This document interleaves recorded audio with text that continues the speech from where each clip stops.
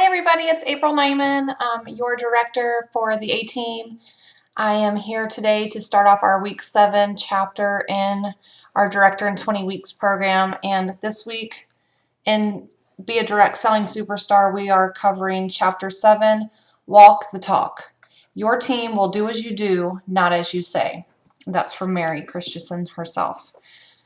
It's super important when you enter into a leadership role that you lead by example. A lot of people think that once you make the rank of director or above that you've kind of made it and you can sit back and relax. Really, once you make director, that's when all of the fun starts, really. If you've made director, then obviously it's something that you're passionate about.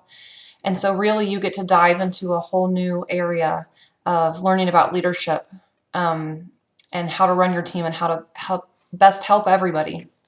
And one of the biggest things that you can do is to lead by example.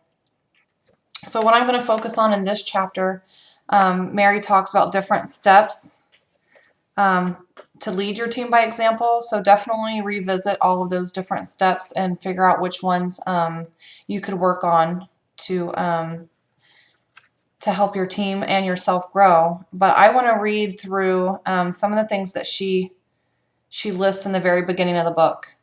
And she says here, while corporate CEOs can lead by dominance, you must lead by influence. Our direct selling situation lends itself to, like what Mary was saying there, is we need to be able to influence people because we're not their direct bosses. We can't tell people what to do. So to be an influential leader, influential leaders inspire others to become the best they can be. Influential leaders exude confidence in the business. They know that the stronger they are, the weaker the doubts of their team members will be. Influential leaders are role models who lead from the front. They know their distributors are independent operators and cannot tell them what to do. They can only control the example they set for them. Influential leaders live the promise that direct selling allows ordinary people to live extraordinary lives. The message they send is, if I can do it, you can do it.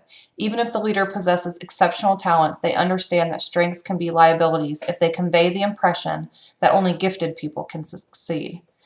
Influential leaders know that everything they do will filter through their organization. They ask this question every day. If everyone in my organization does what I'm doing, what kind of business will I have? Above all, influential leaders are pragmatists who understand that the greatest act of leadership is to be a glowing example that the business works if you do. And so I think once you start entering into a leadership role, and this can happen, you can start thinking and acting like a director from the day that you start your business. The more hungry you are for it, the faster it will happen for you. But I think in order to be an influential leader, you have to be inspired yourself. I think staying inspired and finding things that inspire you is the key to being an influential leader. And it's really going to be life-changing. Stepping into a leadership role with Scentsy has really 100% changed my way of life. I read different things now. I learn about different things. And not only has it allowed me to grow in my Scentsy business, it's really allowed me to grow even more on a personal level.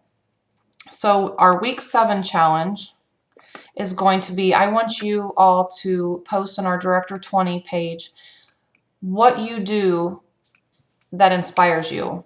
For instance, I am a bookworm. I love to read books. And so, whether it's something like Be a Direct Selling Superstar, where I can just read through and highlight and get great ideas for my business.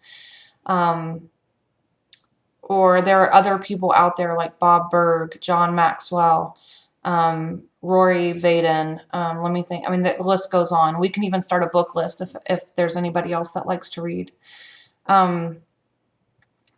I love to connect with my peer group, so other directors in Scentsy. I love to pick their brains.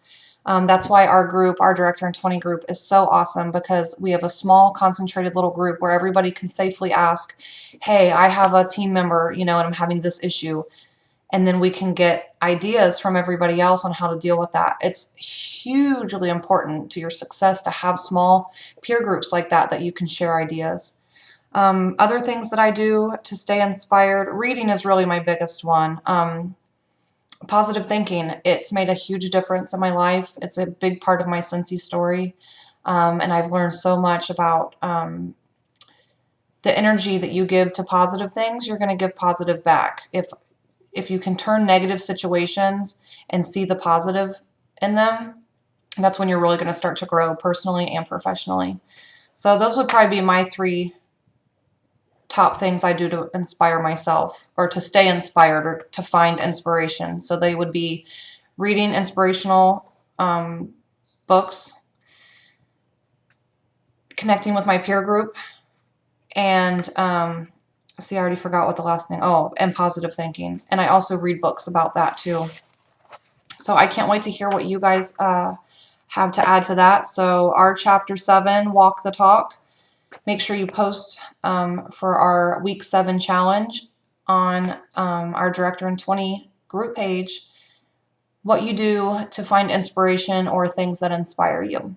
And I hope everybody is keeping up with the book and enjoying the chapters and highlighting all the great stuff. I mean, I'm learning right along with you guys and learning from some of the things that you guys are writing on our group page. So thanks for sharing, and we're working towards the halfway point. And next week our chapter is going to be we start part 2 of the book, and it is all about team leadership.